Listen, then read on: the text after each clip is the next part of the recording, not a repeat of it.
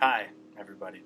I'm James, and today I would like to talk to you about the pre-flood times between Adam and Noah before the flood. Um, it's a very interesting topic, I think, because it was between 1500 and 2000 years, according to the genealogy in the Bible, and yet there's only a couple chapters in Genesis that talks about it before, bam, the flood happens. We know very little about this time.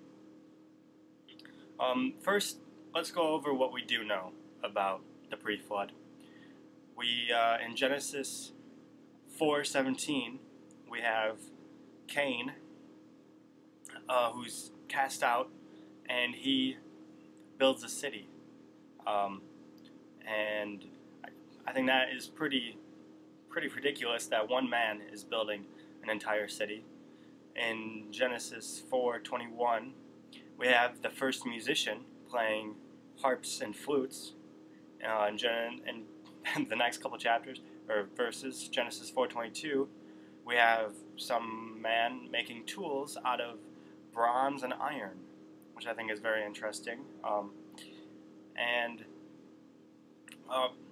all this is really interesting. We also have, of course, Noah, who built the ark, and nobody questions that there was, oh hey, what's a boat? Nobody says that, and I think that's to point out that they had boats back then too. So the Bible says they have cities, they have boats, they have the first harps and flutes, they have tools, and that's about as much as the Bible says on the topic. Which I think is interesting. Why is said so little? And I know a lot of people who think that the Book of Enoch is historically accurate, and Enoch, who was the grandfather of Noah, a lot of people think he wrote a book, and he talks about the pre-flood time a little bit more. He doesn't talk about what kind of technology they have, but he does talk about a lot of other different things. This book is fairly controversial because a lot of people don't think that it should be in the Bible at all. But it's interesting because not only does the Bible talk about how Enoch was a man of God, and that Enoch walked with God, and that God took Enoch into heaven without Enoch even dying, but the New Testament, I think it's the book of Jude, actually quotes the book of Enoch, which is quite interesting. So I'll leave it up to you whether you want to read the book of Enoch or look into it to see if that has answers into pre-flood. I think that would make some sense, as in why the Bible only spends a couple chapters talking about it, because the idea with the people who are into the book of Enoch is that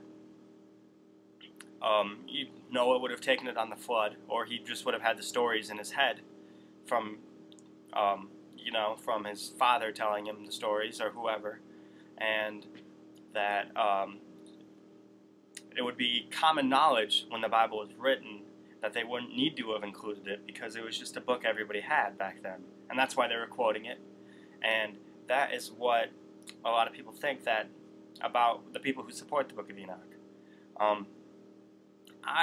After studying this topic, I believe that there had really great technology before the flood, better technology than we have today.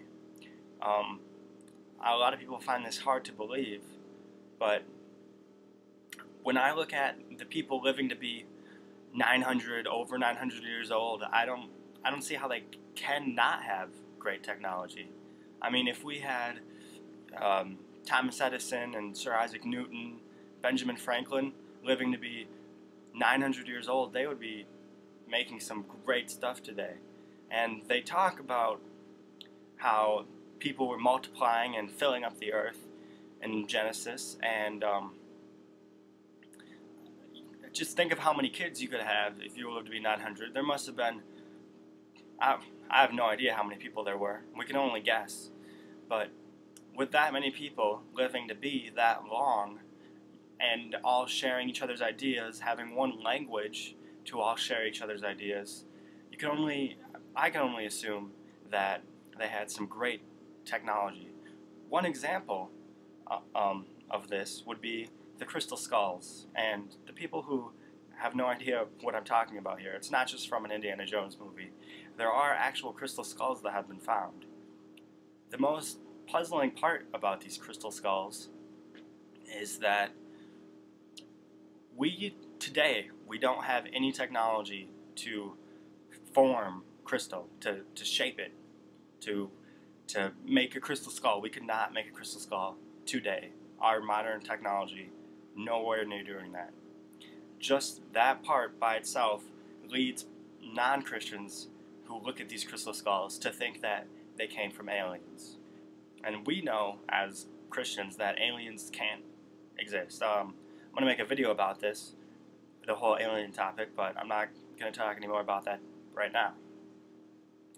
The crystal skulls, after looking into them a little bit more, not just that we don't have the technology to shape them, to make them, period, but also that the crystals themselves have the ability to hold information, like a hard drive or a flash drive, if you will, but much more information than that, way more dense information. We have no way of getting the information out of these crystals.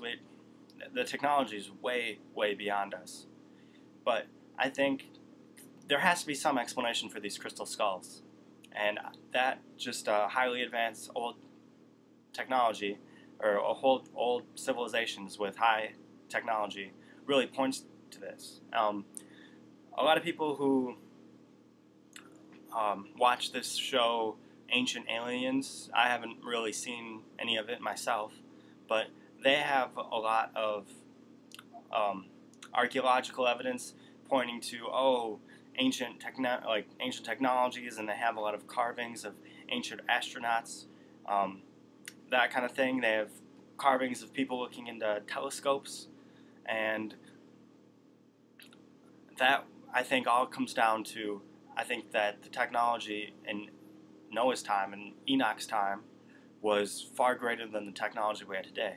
And it's really hard to get evidence for this, although I have seen other evidence than the crystal skulls, because it's hard to get evidence because the flood would have wiped it all out. Some other evidence for ancient civilizations before the flood would be there are underwater cities all over the world. Some in Japan, I know for sure. I know there's many other ones. I think around Egypt, and I think there's some around the Mayan areas. These are very well-built structures underwater, and as far as I know, there isn't much being done scientifically to research these, which is really puzzling. Why aren't we trying to research these? Well, we know why. That's because modern science scoffs at Christianity, which is a real shame. So I encourage you to look into that too. A friend of mine, whose name is Michael, he has his own YouTube channel. I'll put a link in the description. He talks about a lot of this stuff too, so you can go check out what he says, and there's a lot of other YouTube videos that are on this topic. It's a very interesting topic. He has videos, Shield of the Sun is the YouTube channel. He has videos about Enoch, about he has videos about angels and old world technology. He has videos about the crystal skulls. I encourage you to go check all that stuff out. He does good research.